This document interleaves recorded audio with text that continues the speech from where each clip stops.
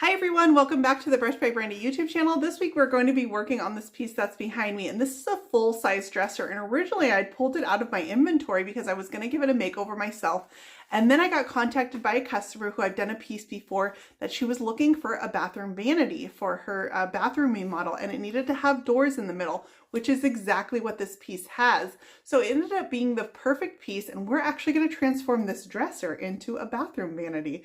So I've got a few ideas on how we're going to do that. She's chosen some finishes. I can't wait to show you guys what those are. We're going to add some legs to this piece and take off the dated skirting, and there's definitely going to be a resin top to keep this one protected from the water exposure that comes with being in a bathroom. I'm not going to be doing the drilling out of the sink myself.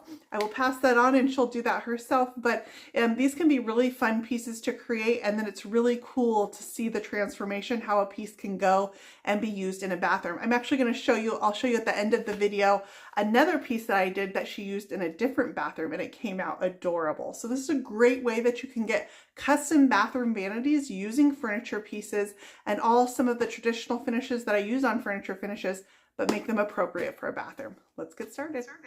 Here's where I started on this piece. I actually found this one near my home as a curbside find, and that never happens to me, but this one was in remarkably good condition, so I went ahead and picked it up. It's not my usual style, but it's actually a really nice piece of furniture.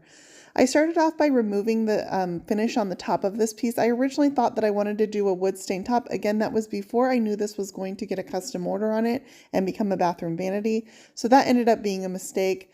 Next, I went ahead and scuff sanded the body on this one using my Surf Prep sander. This is the 3x4 electric ray, and it makes scuff sanding super easy. I had let that stripper sit for about 15 minutes. This stripper is from Jasco, and now it's time to come back and scrape off that finish. It came off super easy, and then I went ahead and gave this one a sanding to take that existing finish off. Again, all ended up being a mistake. During all this preparation process, I also removed all the existing hardware and gave this one a thorough cleaning. This one is ready to start getting the paint layered on top. Of course, these old legs are coming off. They just screwed off from underneath. Now it's time to go ahead and lay on my primer. I'm spraying Weisel primer in light gray. This primer is actually a stain blocking and a gripping primer in one. I had already scuffed this surface down so that it would help accept and grip to the paint a little bit better, but I'm all for using primer in any situation. I love how a coat of paint lays over a coat of primer. This primer sprays beautifully with a little bit of dilution. Primers are generally a little bit thicker, so you add a little bit of water to it till it's the right consistency for your sprayer, and you can definitely spray your primer as well. This piece was actually part of a project that I was doing to pull out a bunch of pieces from my workshop and go ahead and get them prepped all at the same time, so I ended up spraying primer on multiple pieces at the same time. Here is the piece with that top all stripped down and the primer laid on. It is time to get started on the finishes for this one. I actually started this one on a Facebook Live, and I ended up using the initial colors are Weisel paint in black cherry, carbon, and I added a little bit of gold to the center. But after seeing that, it felt a little bit busy to me. So I took my black cherry paint and I mixed in a little bit of native clay to kind of make it a little bit of a more reddish tone. I love this tone of purple. It is my favorite shade to use. The lesson there is if you don't have the exact right shade that you're looking for, don't be afraid to mix your own custom colors. This is a beautiful color and I'll definitely use this one again.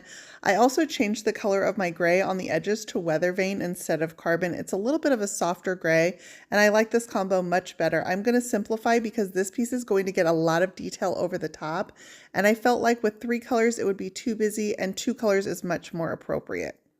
Sometimes this happens where I end up laying a base layer on and then I figure out that's not quite the look that I'm going for. So in this case, I am going to need to do 2 coats of my second color combination. So I ended up having to do 3 coats of paint on this one. But that's okay because I figured out exactly the look that I wanted to, and that's exactly what that first coat is for. This is actually exactly the type of piece I would not recommend for blending, and the reason is because it's got these drawers that overlap the body. You'll notice that I have to blend on the drawer face and then I have to pull the drawer out and blend all around the frame. And I had to do this for every drawer and I had to do it 2 times. So these are actually not the ideal pieces for a blended finish. You've got to get your blend to match on your body and also over the face of your drawers. It's kind of a pain. I'm going to put some music on and we'll finish up this blend over the face of it so you can see all of the steps involved, including going inside of the face and getting all of these drawer edges.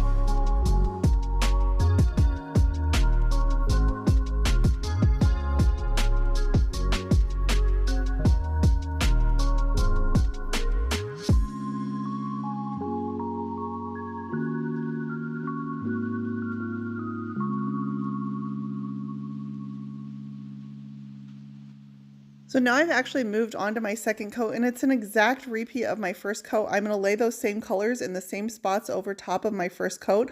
I'm laying these on using my Klingon S50 brushes and a mist of water so that they glide over the existing paint that's on the surface. Once I've got those colors on, I'm going to come back with my Klingon B12 brush, and I'm just going to work those colors together. I'm kind of using a cross-hatching motion while my paint is still wet. I can add a little bit more water to keep it in play, and I'm going to brush right through those colors so that they blend together in a soft mix. Here's an up-close version on this top drawer. I start by laying those colors on and then adding the gray around the outer edges, misting water while I go to keep my paint workable, and then I'm going to pull out that large blending brush at the very end, and that's going to be my final step to work these colors together.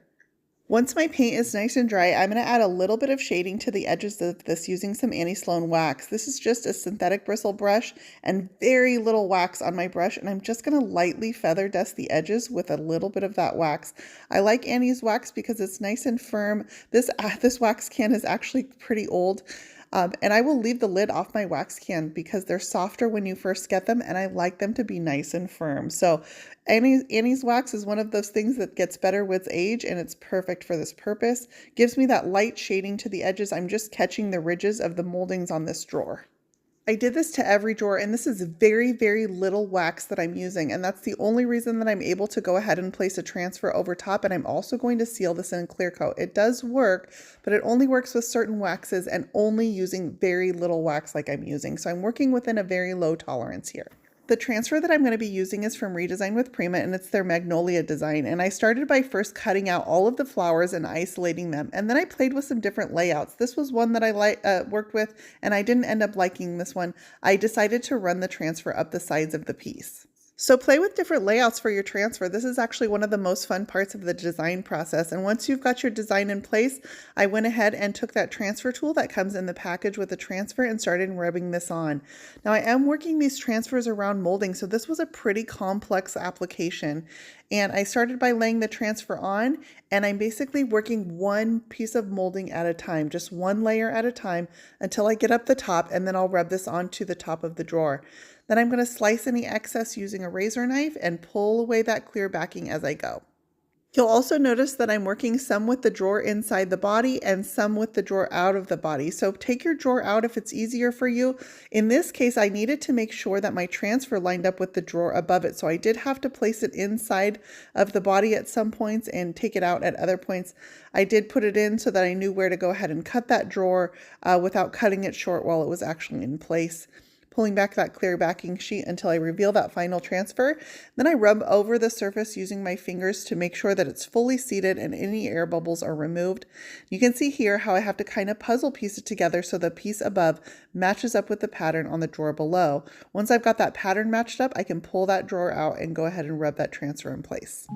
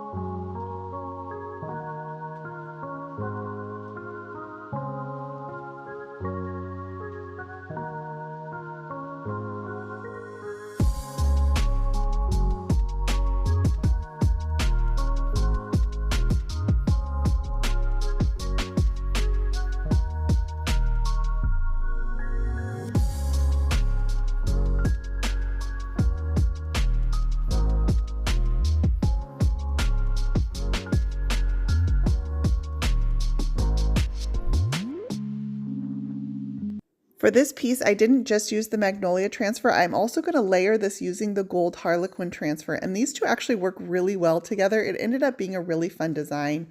So after I've got my magnolia all in place, I'm going to go ahead and rub on this gold harlequin transfer and fill in the spots around. I decided to put this in kind of a row across the top drawer, and the gold in this transfer was a request from the customer. It's also going to tie in with the gold hardware that I plan to put on this piece. I'm applying all of these transfers over my raw unsealed paint, and once I've got them in place, I'm going to come back with the redesign with Prima polishing pad and just press them down, make sure there's no air bubbles. This helps seat that halo so that you don't see any of that clear halo around the edges of the transfer. I'm also going to layer a few leaves from the magnolia design in place after the harlequin is on, and that's because I want them to kind of weave in and out of each other. So don't be afraid to layer your transfers. They can sit on top of each other. Sometimes it takes a little bit more of a careful application when you're doing a layering. With all of my transfers in place, these drawers are absolutely beautiful, and it's time to go ahead and seal this in some clear coat. I'm using matte varnish. I love the low sheen of this. I'm spraying it using my sprayer, and this matte varnish sprays absolutely beautifully. Look at how well it sits on top of this paint and over those transfers. The body on this piece I did seal in my matte varnish, but the top I'm actually going to do a resin pour on, and I'm going to make a separate video for that because it's a complex process on its own. So stay tuned for the video for the resin top on this piece. But after the clear coat is nice and dry, this piece is complete. You guys, what do you think? This has been a really fun process and a project to do. I spray painted my handles to match the gold, and there's that resin top, a little sneak peek for you guys. You'll definitely want to catch that video coming up. This is definitely a maximalist style, but I have a blast doing this pieces. You can see the legs that I added onto the bottom of this piece, and that brought it up to bathroom vanity height. My customer ended up loving it. I hope you guys do too. You guys can find links for everything I use in the description for this post. You can find more Brush by Brandy on Facebook, Instagram, Pinterest, and YouTube, and on my website at brushbybrandy.com. And if you enjoyed this tutorial, I hope you'll click that subscribe button for weekly videos here at Brush by Brandy on YouTube.